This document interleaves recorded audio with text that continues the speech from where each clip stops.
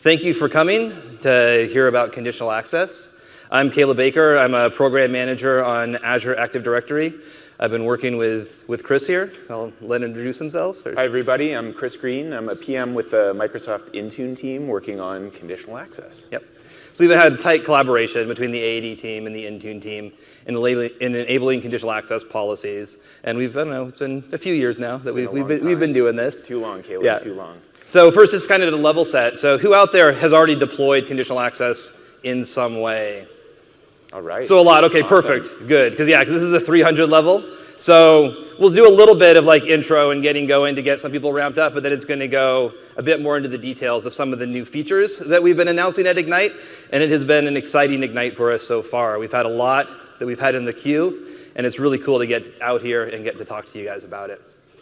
So first, to cue things up a little bit, we have the general framing. So you used to have the on-prem environment where you had all your protections on-premise, firewalls, corporate network. And now, of course, in the modern world, you have devices everywhere, cloud services, people roaming around doing crazy things. And our vision really is around Azure Active Directory as the identity control plane. That's the place that you want to be able to control access, see what your users are doing, be able to apply your compliance policies, and make sure that your environment is secure. And conditional access policy is a key part of that because it provides an abundance of different controls and conditions that you can set policies on. This slide maps a lot out of what we do, and it continues to grow year after year. On the left-hand side, it's all about the conditions. And within conditional access policy, we have these ideas of conditions and controls. Conditions are about when does a policy get applied, something in the session usually that we've detected, which is going to enforce the policy. So the conditions that we have right now are around identity of the user, so who is the user, their group membership, or then also detected session risk. And this ties into the Azure identity protection offering that we have, where we do analytics. We pull on tons and tons of data that we have both from the enterprise and consumer account, around 10 terabytes that we see, and then we can really pinpoint anonymous behaviors and be able to identify when something strange is going on. Now, from a device perspective, you can also set conditions based on like the platform that they're on, as well as the device health. And this is really where we've had a ton of work with Intune, where Intune can mark a device as compliant, following corporate policies around, is the drive encrypted? What's the right pin length? And then we can set a policy based off of that. They also get a feed around device risk, working with partners. And this is working with Windows Defender, Lookout, SecureQ. And this all goes out, and this allows us to see like if there's malicious apps, if there's something unhealthy on that device, that we're able to then go and flag that risk to and have that impact the compliance state. You can trigger it around like mobile or cloud apps. We have a lot of people who have policies they want stricter on the mobile application because there's more downloads coming down to the device, or maybe you're going to be more lax in the browser. And then also based on location, IP range, country and region. Country and region is actually one of the new things that we're announcing here at Ignite, and I'll dig into that a little bit more later on. And then from the access control perspective, of course, you can allow access, fully block access, which is common, sometimes based off of network location if someone's outside the corporate network. We also see a lot of customers right now, and this was sort of a surprise. It wasn't designed for it, but it's part of what I love for conditional access is like with the flexibility, people come up with new scenarios. People are using block to stage their cloud rollout. So they'll do something like block access to all cloud applications, except a select few that they're ready to deploy, and they start opening access up that way. That's been a common use case that we've been seeing. Or you can require multi-factor authentication. Another new thing we'll be talking about, terms of use and partner integrations that we've done and how partners can apply and work within conditional access policy. And then that's all about like getting access, and then there's in-session restrictions that we're going to cover.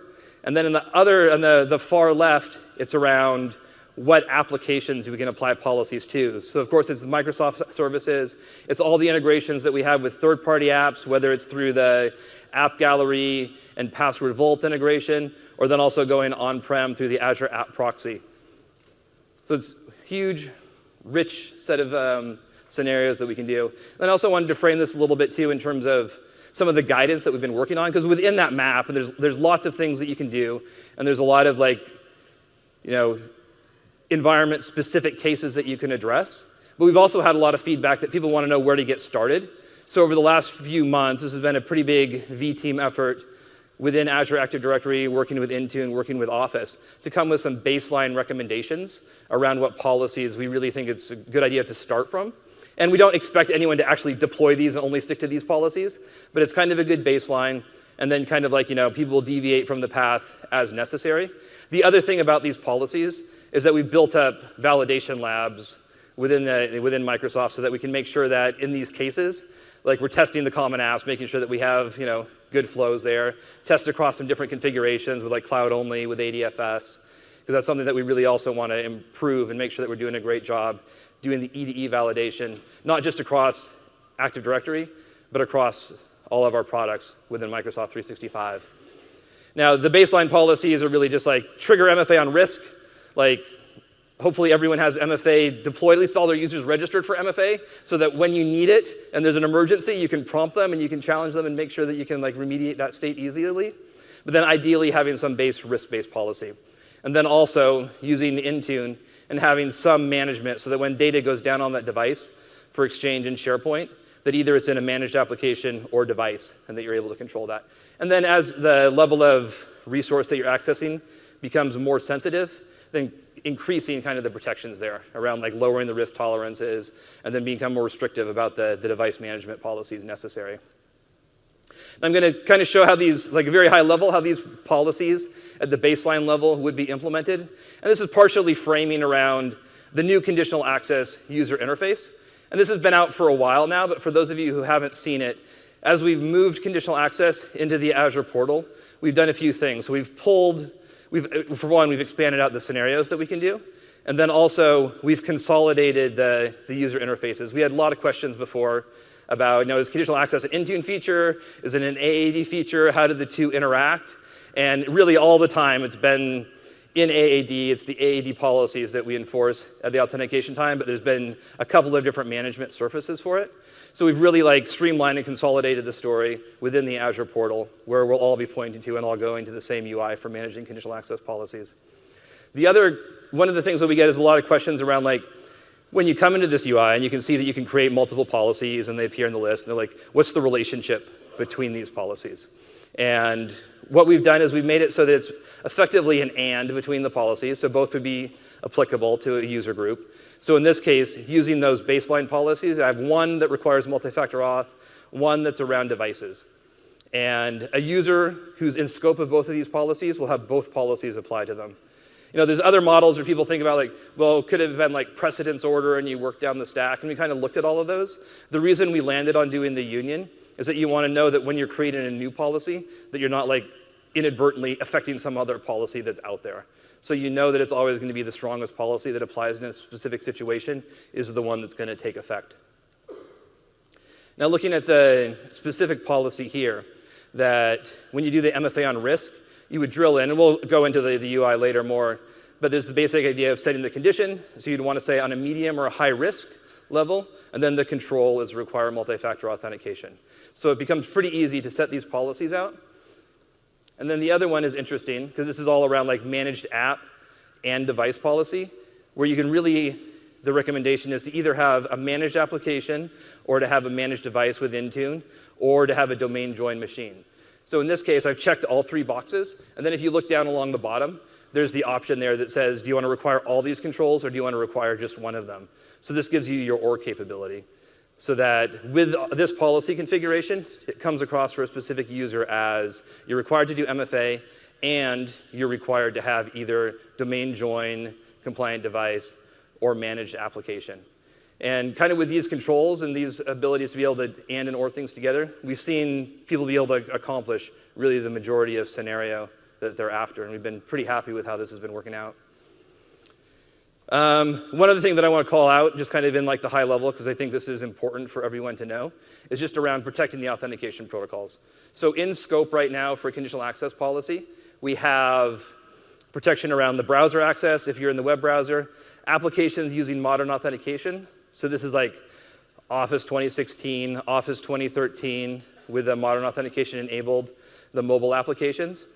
And then we've also done some special integration work with Exchange Active Sync, where they call back into AAD and do policy evaluations there. what's not in conditional access policy right now, and this is something that we're working on, and that it's something that has always been a priority, but there's the architectural things that we've been having to sort through in terms of how to bring these older protocols forward. But currently, what's not covered by conditional access policy is some of the older protocols around like the older Office clients. So then we have recommendations around either blocking at ADFS, or in the case of SharePoint, you can go into SharePoint and run PowerShell, and then you can go in and you can disable the legacy protocols and close that door. I have a link here to the documentation that we have around that. And I just wanted to call this out to make sure that people are aware that right now this is something, as you're securing your environment, that you would want to look at. And it's also a story that we're going to continue to improve. OK, all right, thank you. So Caleb sort of framed all of the power and capabilities around conditional access, as well as the flexibility that it now provides with this new UI. So now we're going to sort of double click into each of those areas a little bit more to provide some more detail about how they work, as well as what's new. So just to frame this topic around, we hear a lot about compliant devices, trusted or managed apps. This is really to just frame what we mean by those things. Essentially, organizations are looking to allow either trusted devices or trusted mobile apps access into their organization while blocking everything else. And so when it comes to conditional access and Intune integration, this typically kind of boils down to a couple of different technology stacks. One being, of course, Intune mobile device management, which is geared towards organizations looking to manage and control across the scope of the device. So this typically gives the broadest set of capabilities, such as full policy control, device inventory around apps and other settings, the ability to wipe the device, push certificates, VPN profiles, and other configurations. But this may not always fit your requirements, especially where organizations are looking to support things like BYOD programs, where people are starting to bring in their own personal devices. They really don't like that idea of having IT kind of controlling or owning that device.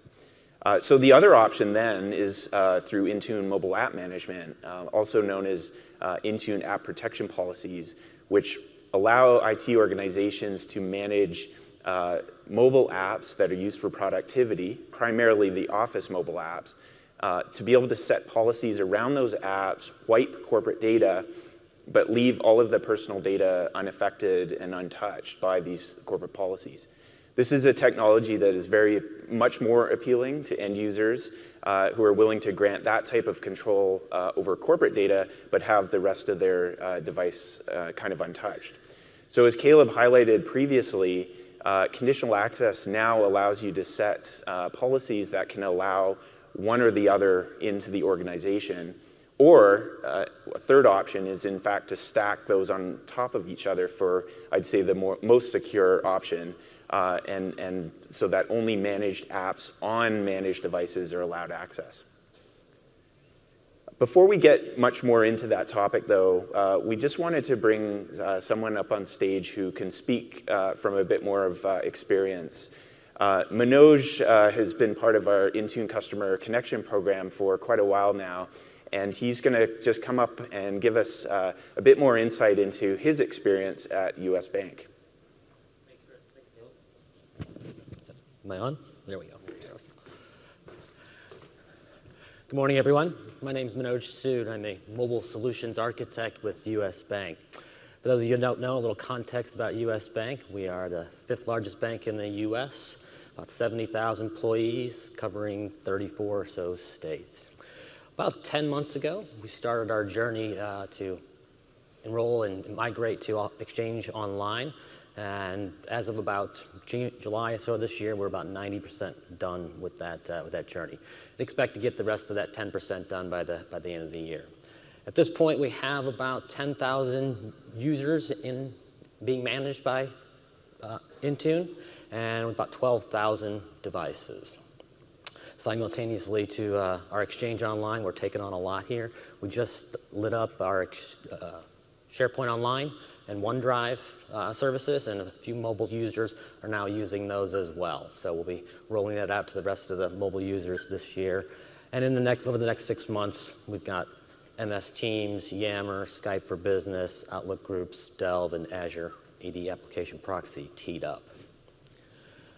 A little bit more specifics about our journey in using conditional access. We started with a goal. You have to start with the end in mind if you want to know where you want to, how to get there. That goal was basically to allow approved users, we don't allow all US Bank users to use mobility, access to Office 365 services and Azure AD application resources using approved applications from approved devices from approved locations. So starting with the end in mind, approved locations, that's the first thing we started with, implementing trusted sites. So many of you are familiar with conditional access rules. Trusted sites, for those of you who are not, trusted sites allows you to define network IP ranges that can define your network, another company's network, a subsidiary, whatever sort of networks you want, and apply different security controls to those networks. So we started with that. We defined our internal intranet, or our internal network. So in fact, we actually took some of your policy descriptions and recreated them in our demo environment. So I thought it would be interesting if we just kind of clicked into some of those, and you can tell us what they do. All right. So you do see here, these are the rules we really use.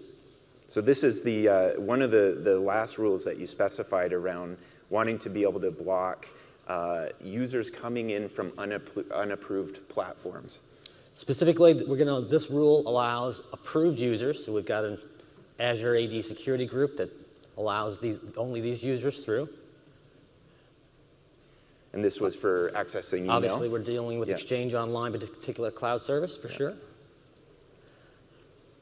as part of the configurations, the conditions, excuse me, we have selected all platforms. So yes, these approved users, but we are gonna, this is a block rule. So this was really to prevent anyone coming in from a platform that wasn't a mobility platform. Correct. So we're going to block everything else except for iOS and Android. Those are our approved standards at this point. Yeah. Great. So what would you say were some of the sort of key learnings and some tips for our audience from your firsthand experience? Well, yeah, we did learn a lot on the journey, and I'd recommend starting with the end in mind. Write that goal down.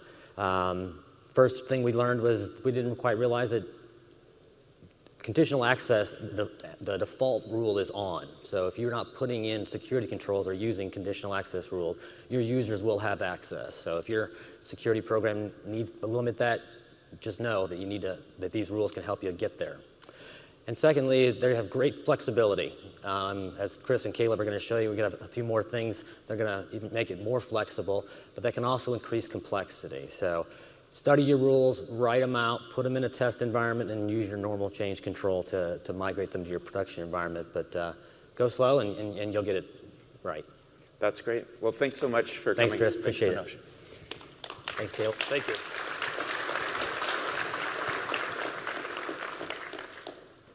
So I think Manoj just kind of captured what, kind of the key thing we're trying to drive here, which is, with this new schema around conditional access policy, it's become much more flexible to meet some of the specifics of each organization. We've just seen countless of examples of how that's happened since we shipped it. But it's also bringing in a bit more complexity, and I'd encourage you all to kind of really learn the meaning of each of these kind of constructs and rules that we've created. But it's also something that we're aware of, and from the engineering side really have a lot of goals to kind of simplify and provide deeper insight into what's going on, and also starting from a kind of a known baseline, which you could see with some of the documentation that we've done. So along the lines of what we refer to as device-based conditional access, just to transition into some of those kind of unsupported platforms that we previously had, one of the new things that has come up in terms of conditional access support is CA for Mac OS. Just curious, quick show of hands, anyone tried this already or at least knew about it?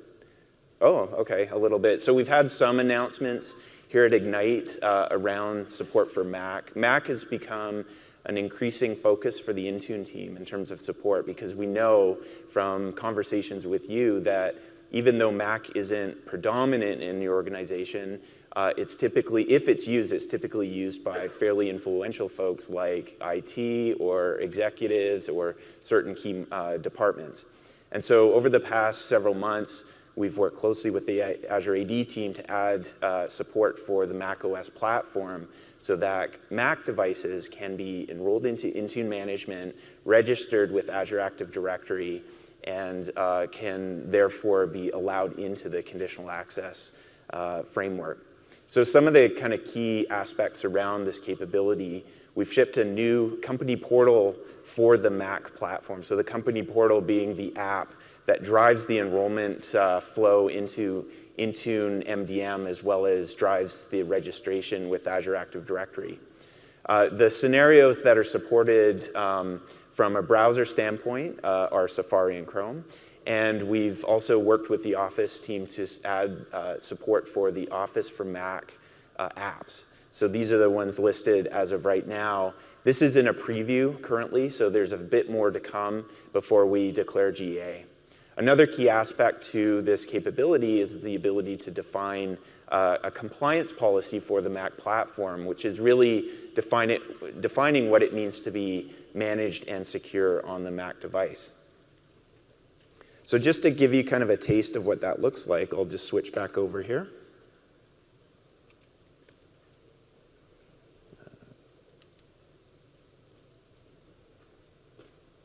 So what I'll do is I'm just going to quickly walk through an end user kind of typical use case that we see with conditional access.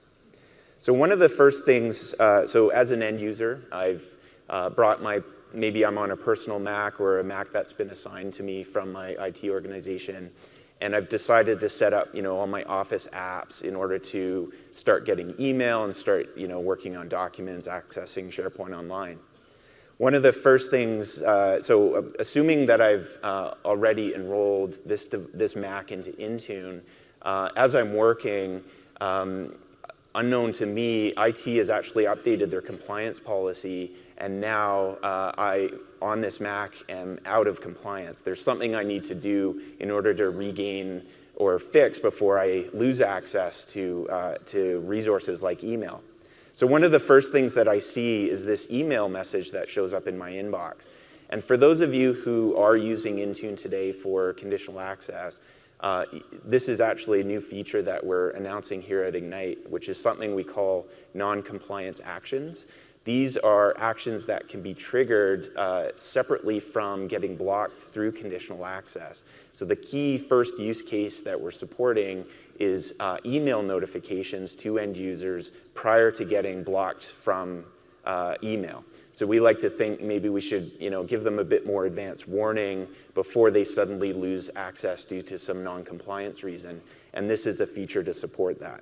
So my IT organization has written me a kind little note reminding me to please go fix my compliance issue, otherwise I'm going to start losing email. But unfortunately, I just decided to ignore that message because unlike I'm sure what you most experience, I just happened to ignore a message from IT.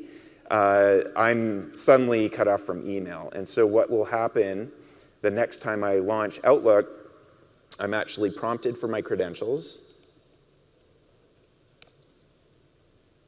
Once I sign in, I'm told I can no longer sync email. My device is out of compliance, and I need to check the management portal to get more information. So if I go into the Intune company portal for Mac, I can see my device, it's not in compliance. I go to see more details, and I see, in fact, that it's because my Mac is not encrypted. I'll need to go and encrypt my Mac, check for compliance again, and then regain email access. So a new bunch of features that we're shipping around conditional access and Mac management with device CA.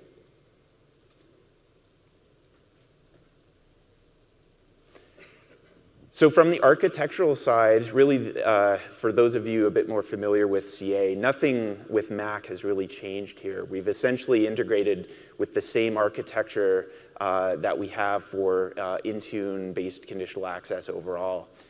This slide just gives you an overview of how that flow works.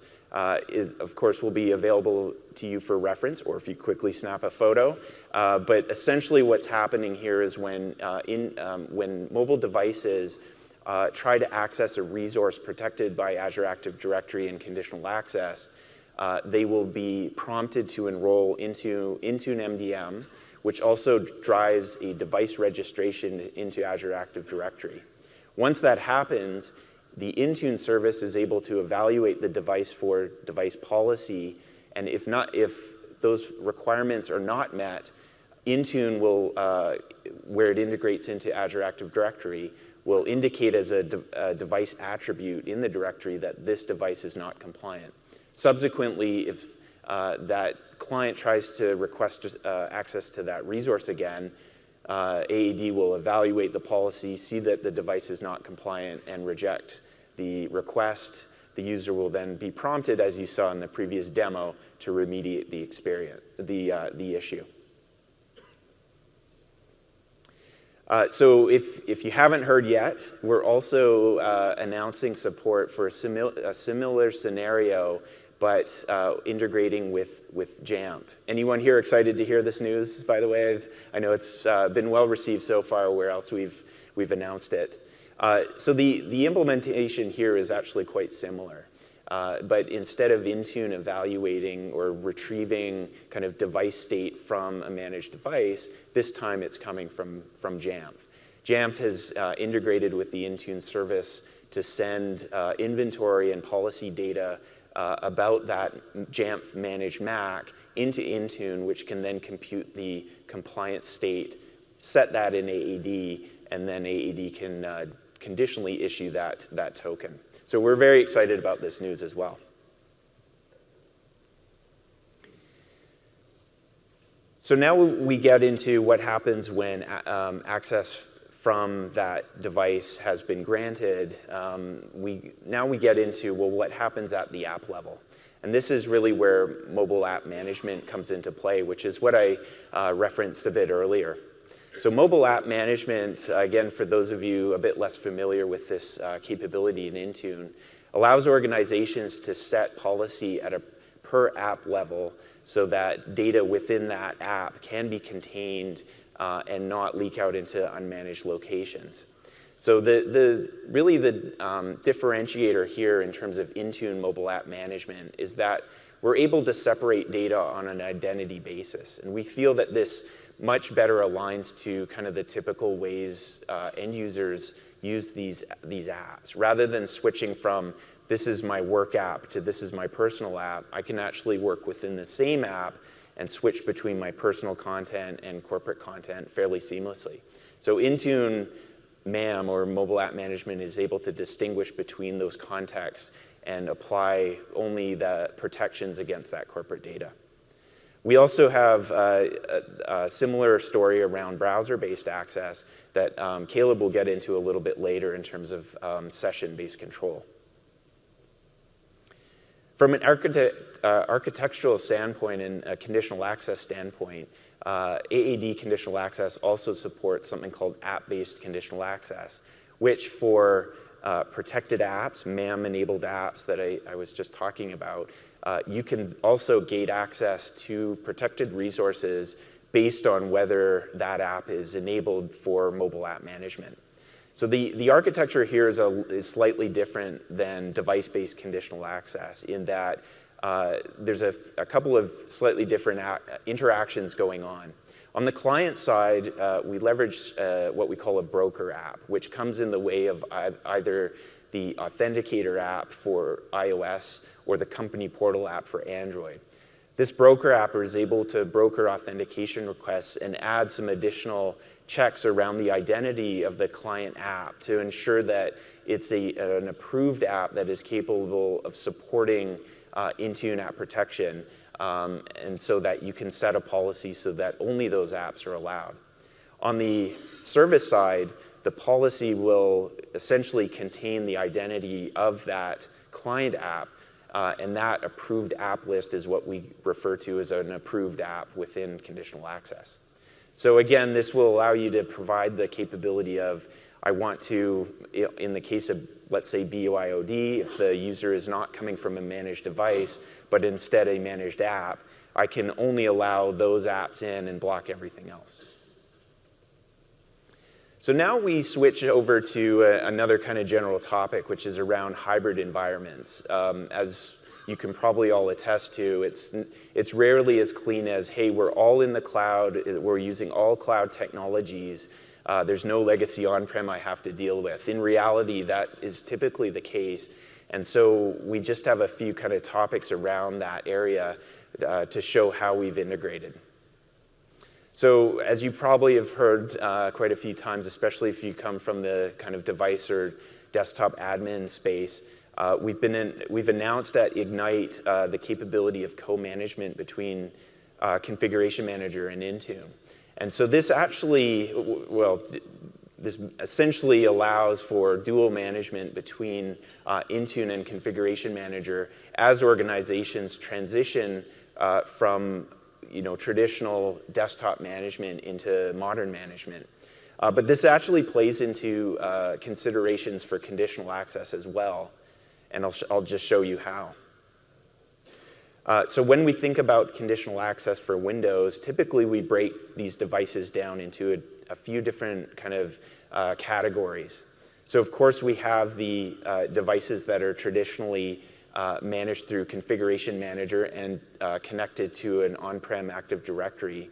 And on the far other end of the spectrum in terms of cloud enablement, we have devices that are managed through Windows Intune and our Azure AD joined to the cloud. But with co-management, we have this notion of a hybrid Azure domain join, which is for those of you who have been using the technology, also previously referred to as DJ++. This is something that enables organizations to have both a cloud identity and an on-prem identity for the same Windows device. So that's really where co-management fits into the picture, where these devices, as they transition to the cloud, they will have both an on-prem management footprint and identity, as well as a cloud identity and a cloud management footprint. On the personal device side, your option is really Azure AD registered, as well as Intune managed. So when thinking about conditional access, this is really what we're thinking about. So these are the options available to you, depending on how these Windows devices are being managed. I'll just pause there and let you guys take a quick photo. Because I've noticed presenters typically move on too fast and you never get to snap the picture. Another aspect of hybrid environments, just switching gears a bit, is over into integration that we've done between Azure App Proxy and the Intune managed browser.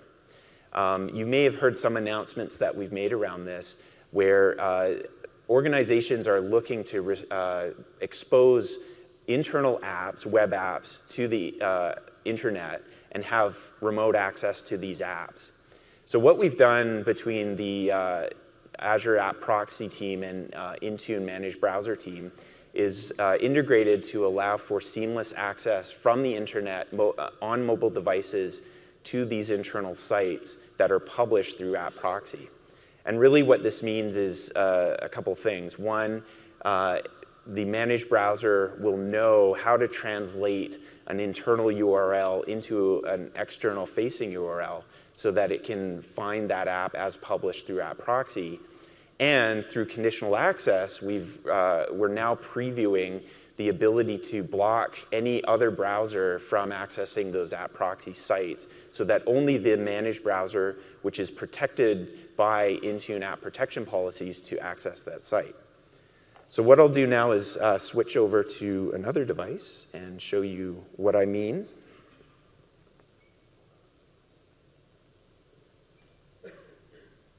So in this scenario, I'm on my iPad.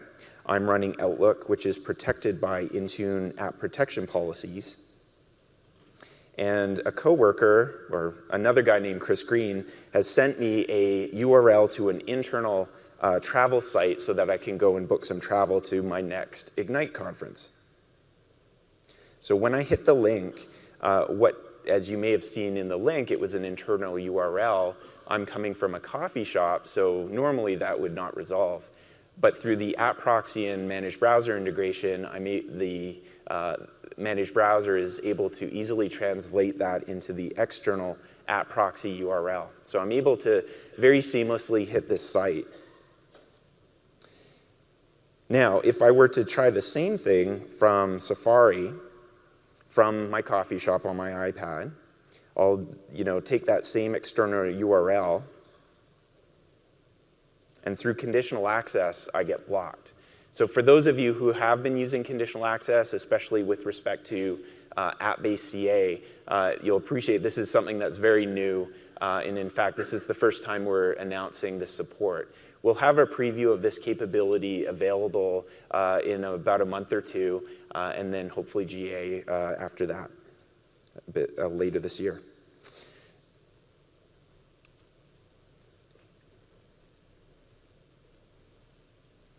So just to give you a sense of how this works, again, the managed browser is able to receive configuration from Intune in order to be able to connect to Azure App Proxy.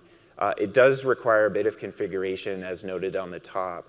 But once the managed browser configuration, as well as the conditional access policy is configured, you can publish these apps externally and to ensure that only the Intune managed browser is accessing them. Just a couple other areas just to keep in mind in terms of hybrid environments. We've also shipped support for VPN, conditional access for VPN, so that Windows 10 devices, when connecting to a VPN server, will have to essentially prove that they are managed and compliant in order to gain access through VPN. So essentially, at the very high level, how this works is that AAD will issue short-lived certificates to the client so that it can authenticate, and the issuance of those certificates is based on the management state of that device. So this is something supported for a number of different VPN vendors with Windows 10. Another big thing that customers have been asking about is support for Exchange Hybrid. So for organizations who haven't fully moved to Exchange Online, they've had some challenges in terms of deploying the full EMS protections around Intune. And so we've recently announced a TAP program for organizations who have some Exchange servers and are looking to support Intune mobile app management and conditional access. There are a number of prerequisites to consider around this.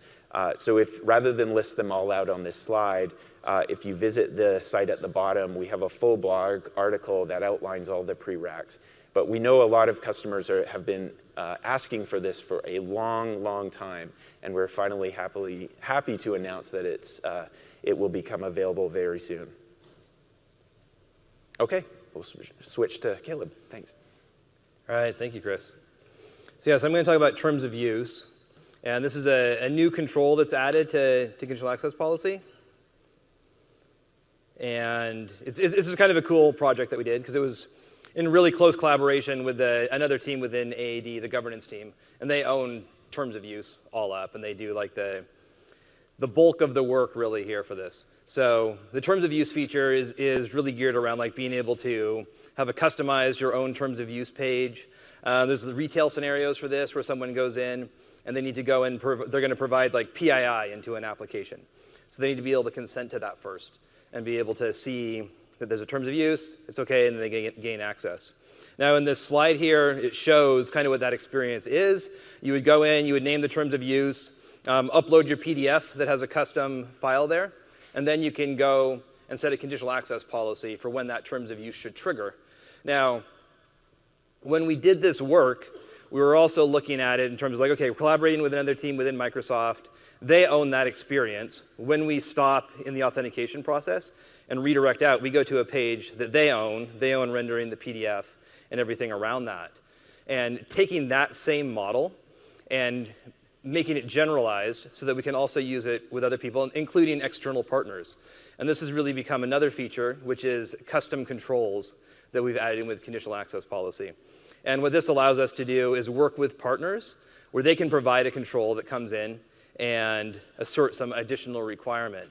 And as part of that, we've been working closely with a few. And super excited. You've probably already seen this, or you might have seen this in one of the keynotes. We have partnership with RSA, Duo, and TrueSona, where they've done this integration where you can set the conditional access policy and require one of these multi-factor authentication vendors to come into the pipeline and have that as part of the requirement for accessing your app. Now, what I'm going to do in my demo is a little crazy. Do you know which one I was on? 7. 7. OK. So instead of going through and showing each of these individual vendors, I'm stacking them all up so that it's kind of an insane, or at least for an identity geek, an insane experience. So my policy here, more MFA, where I went in and I set up this policy going into SharePoint. And in this policy, I've required, so this can run alongside with the Azure MFA. And then I have Duo and the RSA, TrueSona. And then just to really round it off, I have my multi-factor authentication terms of use page at the end of that. Okay, so I'm going to walk through these right now. So this is all switching over to the end user now, where I've signed into the Office portal, and I'm about to go and sign into SharePoint. So I click on SharePoint, and I get the redirect. The first thing that's going to happen is I'm going to get the prompt for the Azure multi-factor authentication, and all of this is going to come through my phone. So I come through, and it's a typical push notification where I approve that. Once it comes through, there it goes. So then that one should clear. And then after that, it bounces back to AAD, and I get the next one. So going through Duo, I will have it send me a push notification. Approve that as well. And here comes RSA. All right. So they require the location information. Accept that. I'm going to get another push notification that comes down to my phone. Approve that. And I should be clear here. There's the option for remembering the MFA in the browser. And then for TrueSona, it's an interesting case because it's combined. So it also has the push notification that's going to come down. So I'm going to go through that. And then they also have a feature where they can scan a barcode. So I have my barcode on my driver's license associated with the account. So once I go through and I scan the barcode, there it goes. It recognizes that it's me. Then I'm gained access. And I get my terms of use page that will come up. And this is my customized PDF that I've uploaded. So as you can tell, it's a fantastic user experience to do all of these. I wonder what the... everyone would love this, right? Yeah. So my terms of use, of course, is to reiterate the fact we do not recommend that you ever do this. This is for illustration purposes. You have a drop-off rate of about 100%, I think. So. But yeah, that's really just to show, you can... But it's just built in there. You can extend these out. We're talking with other partners for other scenarios, just in general. We have people coming and talking to us about, we've had, the private preview programs of this, but doing things you're required to pass a certain training before you access an application, having that go out and have a check there, or you're required to be on the clock at that time and working, and that's a check that goes out and you can go and sign in there. But it's really kind of cool because it just opens up to all sorts of different options here, where we believe it's going to work very well, both for internal the scenarios, like the TOU, where with inside the company, someone comes up with a case and they approach us and say, oh, can you add this to conditional access policy? We'll say, yes, you can, and we will help you, but it's kind of in your plate. And then also, for working with external partners, it's going to be awesome, too, to be able to bring people in there and really be able to, I think, make customers happy. So that is around custom controls. Now, this is a little bit of the... Did you want the deck? Yeah, thank you. OK, so then just really quick, this is a bit more of the deep divey part into it. But what the experience is, when you're going to use one of these custom control providers, right now the experience is you get some JSON metadata. So you get it from the site after you've gone through and done whatever registration there. and you can paste it into the conditional access UI. And that gives all the information about like the redirects and sets up the trust model. And then it just shows up, like I showed, like you have it in the mainline conditional access UI as one of the controls that you can select. And then when you just check the box, it just kind of works. I mean, honestly, I was pretty pleasantly surprised as we were doing a lot of this initial testing and everything, and we'd like work with these partners, and they would like pass the JSON over to us, and we just kind of like paste it in, and they would get up running really pretty quickly. So I'm pretty excited about that. In terms of the communication that we're doing and really like the nitty-gritty of how it works, so we're using OpenID Connect. So we wanted to stick with a standard here, not invent something new. We basically treat the provider as its own identity provider, where during the Azure AD authentication flow, users start signing in. This is my kind of abstract version of a username and password sign-in page. So users signing in, we run conditional access policy, and we decide that you need to go and redirect out to somebody. So we're making like a sign-in request essentially using OpenID Connect, where we pass ID token hint to identify who the user is that we need to have signed in. And then that external site does something, like does this push notification and has them do multi-factor auth. And in a response, it sends back a signed token. And we have the certificate so that we can verify that it's coming from the right person. A signed token about the user identity and whatever claims are being asserted, like that the multi-factor authentication occurred. We verify the token, rerun policy, see that policy was satisfied, and then we can go ahead and issue the token. You end up accessing whatever app you're going to and into SharePoint. So the integration times have seemed pretty reasonable in terms of people being able to pick it up. Some have gone really quickly. I think particularly like if there's already been some sort of OpenID Connect implementation. And we're pretty excited about this. So that's a big one. So that's very excited to talk about it. Kind of going on to the next topic here. So it's like beyond sign-in. And this is about, really so far conditional access policy has been a gatekeeper. You're trying to get somewhere. What's the requirement in order to sign into an application? It's really like this binary type thing. Do you get access? Do you not get access? Like, do you pass the gate and do multi-factor auth or have a compliant device or you don't? With session controls, the idea is to make that a little bit more fuzzy. And that's really to be able to allow you to access the application, but maybe you have some reduced capability.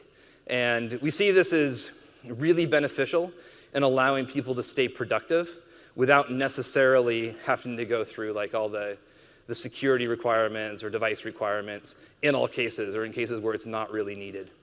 Now, one of the areas that we've already had this out, this has been in public preview for a while, is with SharePoint. We did integration work with the SharePoint team where they have limited access policies that you can trigger with conditional access.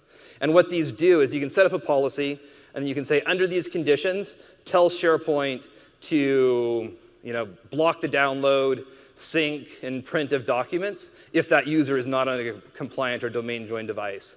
Great for like someone's not on their primary machine, they're just jumped on someone's machine really quick, they need to do something, or they're on their personal machine, and they still want to be able to work without necessarily enrolling their device and bringing it into the corporate domain. They can have the web experience, they can go ahead, work on the document, not be blocked, and then be able to move forward, which is just, one of the places where I think this is really valuable in allowing like the productivity and security is really contrasting the two as I find to be a false choice. Like you could say like it makes things super secure, always require a compliant device, and then you have a secure environment. But in reality, people don't follow the rules. If you make it too hard for them, and they always have to have a compliant device, they're just like, oh, maybe I'm not going to use SharePoint after all. I'm going to have my file, and I'm going to send it through in my personal email, or I'm going to use some other file serve, right? So you want to be able to make the corporate, the managed process for doing things like not too cumbersome so that you have people in that environment feeling happy that they can get their work done while being able to have the necessary controls. Okay, so that's where we've already kind of worked on this. And highlighting across the bar there, it says you can't do all those things. You can't download, sync, print. Really, the new thing that we're announcing is work that we've been working on with the Cloud App Security team. And it's similar, where you can go and you do these controls, and you can do some additional things as well, too. But Microsoft Cloud App Security has a proxy layer protection so that when you're going to SaaS applications, it can provide this protection for SaaS apps that have been integrated in with Azure Active Directory. And in that SaaS app protection, then, you go through the cloud app security, and it can go and check the device state, or it can check some of these different considerations. So I'm going to go and demo that part of it now, and switch back over. Now, going into, I have a couple different environments I need to work out of. The correct environment. So here, I'm back in the conditional access policy UI, and everything we looked at so far have been underneath the grant controls around like multi-factor authentication. So there's this other section, which is the session controls, and this is where the SharePoint limited access restrictions appear, as well as the cloud app security restrictions. So I can say, like, go into Salesforce, apply the cloud app security restriction, which is what I've done in this case. So I'm going to go and switch over to my VM, because I was having some problems running on my corporate machine to do this. And I'm just signed in to the My Apps console, where I can launch my applications as the end user. And I go and I click onto Salesforce. Now, what's happening, since a policy is going to be applied, like typically AAD would redirect you over to the Salesforce endpoint. But instead, what we're going to do is we're going to redirect you to a URL that's hosted by Cloud App Security.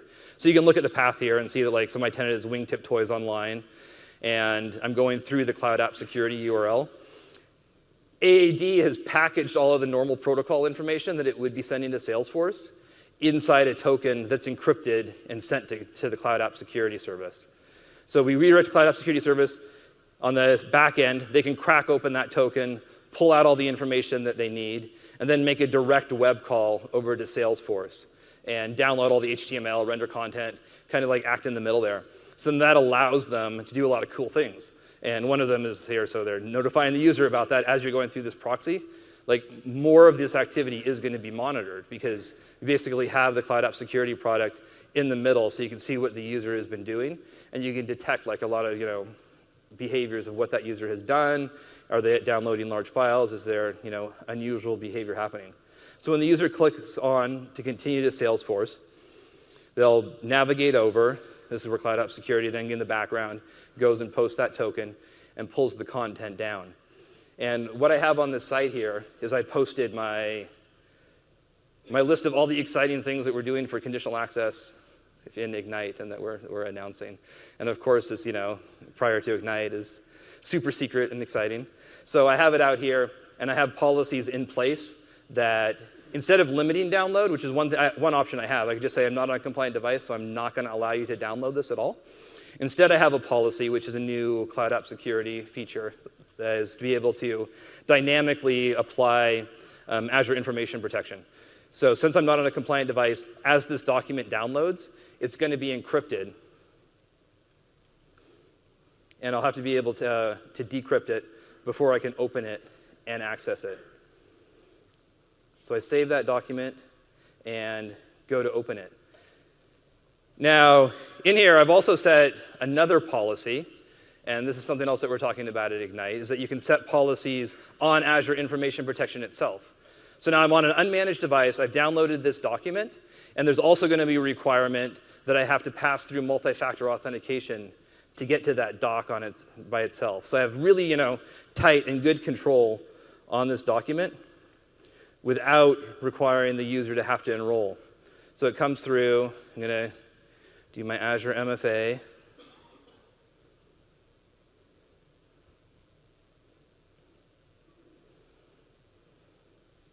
Switching back to the app. I should have set up so I could share my screen. I have like all these like MFA apps across the bottom of it. Okay, so then I go through and I sign in, and then I get access to the PowerPoint document after passing that bar. And in there, so you can set like the MFA policies, but this is kind of one of the cool things I think about conditional access too, is that when we add a new scenario, like being able to do Azure Information Protection, it builds on everything else that we've already done. So then suddenly you can say like, okay, you need to have a compliant device to get to a document, or you have to be in a specific location, or have a risk policy in place. You have to be below a certain risk to be able to get to a doc. So in this case, I've gone through, past MFA, and then I can get to that document. Now, again, if I had been on a machine that had been compliant and running Intune, then the doc would have just downloaded, wouldn't have been protected, because we had that assurance that it was on a managed device. So it could be controlled and wiped if that device was lost or stolen. So it's just giving a lot of options for how to control data and make users' lives easier.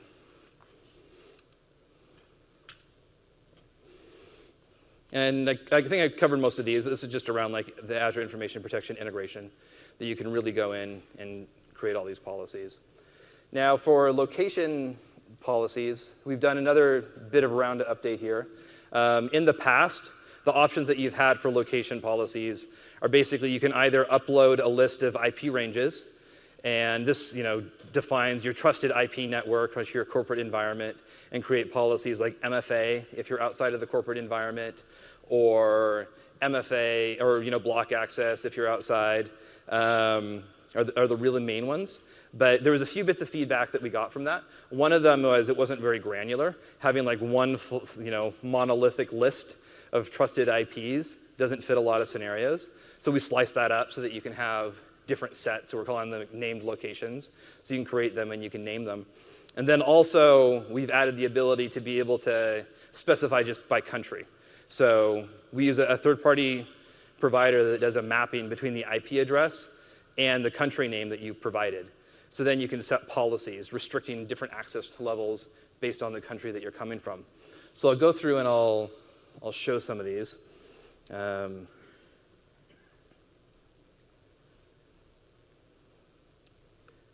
see, am I up there? Cool. So from the conditional access policy UI, I go back, and this is kind of like the main blade that you get when you go into conditional access policies UI. A lot of these features that we've talked about are all like quickly linked right off of here, the custom controls, terms of use, the VPN connectivity that Chris covered. So going in here, I'm going to go to my name locations. And I already have 3 created. I have an East Coast office, West Coast office, and then I have my suspicious IPs. And you can see that East Coast, West Coast, I've marked as trusted. The suspicious IP I haven't. This is a new thing that you can do now as well. So when I come in here and I create a range, I can say, do I trust it or not? Previously, ranges were always trusted by default, and we'd have policies like block if not at work, and we would just assume that any IP range that you created was a good one. That also is true for like the Azure Identity Protection. They look at these IP ranges, and if you were coming from one of these IP ranges, it lowers the risk score because it's assumed that it's trusted. So now we make an explicit option, because there are going to be cases where someone wants to come in and say like, oh, this IP range, I think there's something strange coming from it, so I just want to block any of the traffic. And of course, we don't want as a side effect that like identity protection is saying like, oh, cool, they created this range, so I'm going to lower risk from that IP range. So this really puts a lot more control and a lot more intent when you're creating these different locations. Now, the other option here is that I can say, what country do I want? So I'll create one just for the United States. Keep it simple. And name this location US. You'll see there's another option down at the bottom here, which is what to do for unknown areas. There are cases where an IP range isn't mapped to a location. I haven't personally hit one, but I hear it can happen. So we added this feature in here so that you can say, like, if there's an IP range and for some reason that we can't figure out, or that we're not told which country this maps to, what do you want to do with it? Do you want to include it in the set or exclude it in the set? It kind of depends how you're using it, if you want to be like loose or lax in that policy. But it's good to know about the option. So I've created that policy.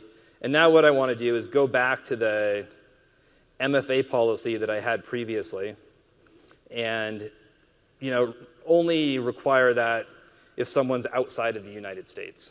So I'm going to modify it so I don't have to go through that anymore.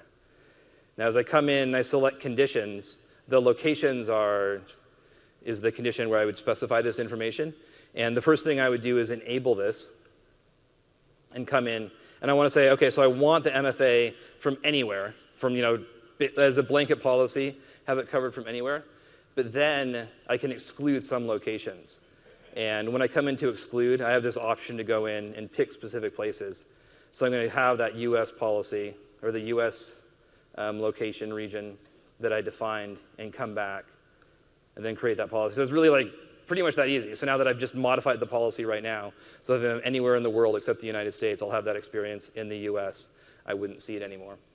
And this is one that it's been a customer ask for a while, so we're really excited to get this out there, primarily around cases about blocking specific regions of the world. And this is just about raising the bar for an attacker. Because obviously, if you're somewhere, you can still VPN and you can work around it. And it's good to think about those considerations. But it makes it a lot more expensive if you're going to be doing some sort of mass attack on somebody. And it also helps to satisfy a lot of compliance requirements, having those blocks and region blocks in place. All right. So quick word at the end here for Fast Track. If you're not using the Fast Track program, we highly recommend that you use it. Actually, on the AAD side, just finished a training that's out and published and everything with them now, so there should be a lot of support there around conditional access policy. So I'd highly recommend leveraging that resource. The rest of the decks, we have tons of sessions that we recommend that you go to. I can just jump ahead and see. So, coming up, you can go and learn more about PIM, which would be fantastic. And on Friday, we have one left to go and learn about B2C, which is also a super exciting AAD topic. And I don't want to forget about Intune. Yeah, of course. We got more great Intune sessions. In fact, right after this, I have to run to another room to do one on Windows 10 security, so come on down. I think otherwise that's about it. I think thanks again for coming and learning a bit more about what's going on with Intune and conditional access and AAD. We've got a bit of time for some questions if you want to come up to the microphones. Thank you. Thank you.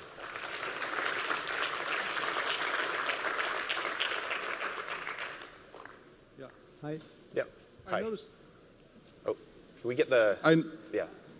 I noticed on one of the last slides it said block you outside of your own country or whatever. Is that looking at in evaluating the country that they're licensed for as their home country, or what's the determination of their home country? That would be up to you configuring the policy to determine that. So it'd be creating really the example that I showed there, where you could say block outside of the United States if the United States happened to be the country that the person was working in. You can combine it with other conditions. So you could say everyone who's in this security group is blocked outside of the United States. If they're in a different security group because they're working in a different office that's outside of the US, then block everywhere outside of France or wherever they are. I think the question was what does it mean to be in the United States according to that policy? Well, in the licensing model for global companies, each users you have to specify which country they're licensed for the Microsoft licensing agreement. So I wasn't sure if that was leveraged or not based off of which country they were licensed out of as being considered their home country. This is not tied to licensing. Okay. I think what the scene meant is how do you determine that person is actually in the U.S.? Like by IP, by... Yeah, so it has the determination that they're in the U.S. So that's based off of mapping of the IP to the country. Yep. I also want to ask about that. Where the conditional access on the country, does that include anonymous IPs? Like if they're coming out of a Tor exit point that's in the US, does that still get included or does that get excluded? So if it's a Tor IP, right now it's still included. We have the risk policies that go and they address the anonymized IPs. So in that case, I would have a policy that's around country, but then also use the sign-in risk detection. And that has kind of all the knowledge about anonymized IPs and everything. Okay, so we can link the sign-in anonymized IP into a risk category which can get excluded. Right, then you can use it as a condition. Okay, Yep. Cool, thanks. Thanks. There's so many mics. How about you? In a scenario where you had, say, two forests that have no trust, no network connectivity, but your goal is you're trying to migrate to Office 365 and everything, and in Forest A you have AD sync, everything, that forest works fine. In Forest B, can you have Intune manage the devices in there so that you could do conditional access checks even though there's no AD sync or anything in Forest B? So if it's completely on-prem, then no. You need to have some connectivity. AD identity in order for Intune conditional access to work. Okay. Question for you. On all your examples, you used IPv4. Does Microsoft have a position yet on IPv6? So for Azure AD, it's work that's underway right now. So I think Office has IPv6 support right now. for these policies here, yeah, right now for the IP ranges, it's only IPv4 that you can configure. But it's something that we're working on. There's like lots of places that are touched in the infrastructure making that shift, but it's a high priority inside. Yeah. Okay, thank you. Thank you. Yes, I would have a You showed that you can manage your devices with JAMF. I don't know the tool, to check if they are compliant or not. So, are there others providers like AirWatch or Mobile Iron that provide this feature? No, this is an integration specifically we've done with Jamf for Mac management. That it's not a sort of an open platform. Okay, they will not replace Windows management devices. So, like, if you use Intune to manage your Windows devices, you can't use JAMF to do this. This is only for iOS devices. The Jamf integration is specific to the Mac platform, not iOS. Okay. And I don't think they do Windows management, as far as I know. Yeah, over here. I got a question with the on-prem. You mentioned that conditional access, when applied, you have the data cached in the cloud storage. How do you get around that when you have data residency as a factor? I'm looking for options here. Yeah, this is something that we hear once in a while around that architecture. So Outlook Mobile has what they call a cloud cache architecture, which has about a 30-day window of mail that passes through Exchange Online, essentially. And as of right now, that is the only architecture to support Exchange Server, which is also required for Intune integration. At this time, there are no plans to come up with an alternate that has no cloud presence. But we definitely hear the feedback. Yeah, thanks. Just confirming, thank you. Anybody else? Yeah. I want to go back to my question again. Yeah. So medium risk profile contains an awful lot of other stuff, like atypical travel and things like that. So somebody that's got an atypical travel alert then would get blocked. Why can't you put in something that detects anonymous IP exit portals as a separate risk category? Do it as a separate? So that's something that we're discussing inside, internally kind of, and it's sort of like the conversation is typically about like what controls do we expose in terms of like having the right level of controls for people, because we don't want people to do things that are like, going to make their environment less secure, because we have a lot of detections that we do in terms of being able to really like figure out what the recommended policies are. This one particularly though, the anonymized browser is like the one that we really debate about. So I can't really say anything about it right now, but I think that yeah, there's a good argument for being able to control that separately. So we can look for the future for a separate checkbox, yeah? Right. Thanks. Thanks. Yep, hi. So conditional access policies, as they're processed, right? From what I've gathered and what I've done is top to bottom, right? Based on scopes of groups and things like that. Maybe it's just a piece of feedback or something else, but maybe you guys could make that a little bit more transparent of how those are processed in order. Okay, so real quick though, so the processing really is like it's more of a union. It's not in order. It's not like a precedence order of it. It would be, so like earlier in the talk when I was showing like the two policies there, where there was the two, both of those would be in scope. So one of them is about device, one is for MFA. If both of those would apply to the same user, they would both apply. And, or if they were both MFA policies but had different conditions, they would still apply. What we do is we go through and we evaluate all the policies for a specific sign-in session. And then we do have an ordering in terms of what interrupts how we're gonna show the interrupts. Right. Like we always show block first. Right. Because it'd be annoying to like do MFA Kinda like and then block at the end. deny always wins type of thing. Exactly, yeah. Right. Yeah, but it is kind of like the union across them all. It brings things together, and then the block goes first from when you actually get down to the code logic perspective. Exactly, yeah. Okay. Yep.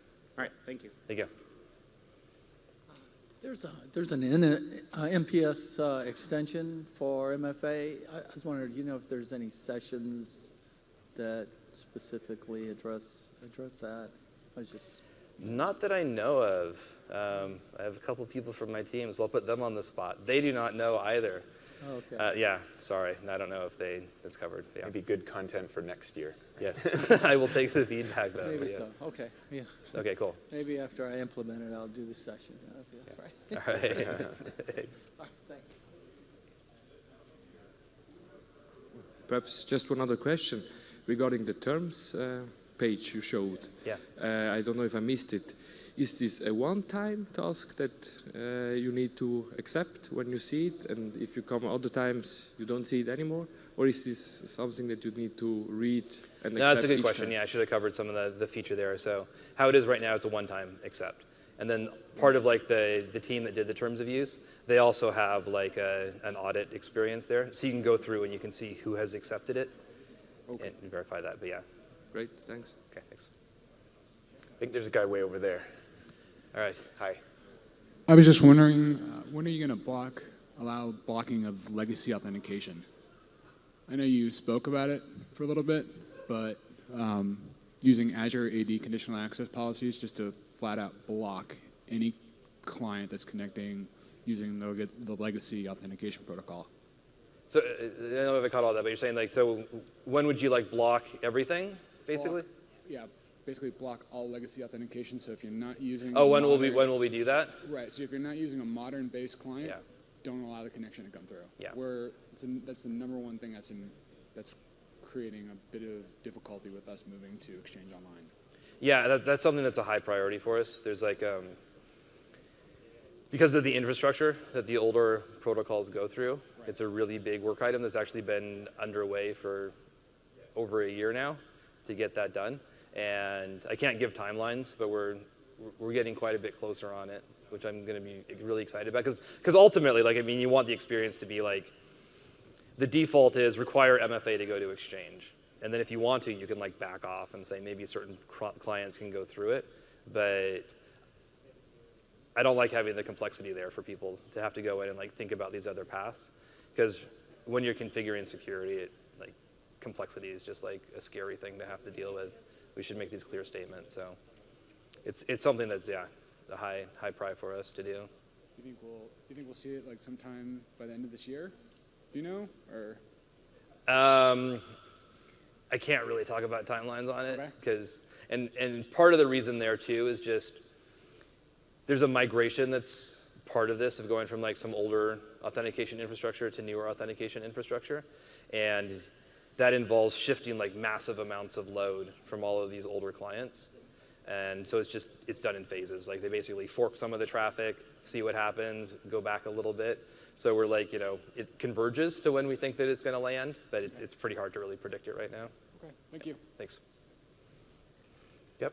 ADFS is a good way to do that as a kind of a stopgap for now. Yeah, ADFS has Using been ADFS to block those legacy things is a good stopgap for now until we can get that. So as somebody who's moving forward with the Intune and going that route, we have both, we're using MAM and MDM, but we're looking to turn on the MAM conditional access soon. Yes. Which way is a better way to do it? Now that you've kind of included that support into conditional access, do you do it in the Intune app side of things for Exchange, or do you do it over on the conditional access side? I mean, is there really a preferred method? If you're starting fresh, do it in the AAD condition, consolidated UI. Right. In fact, we're going to start pushing people there anyways fairly soon.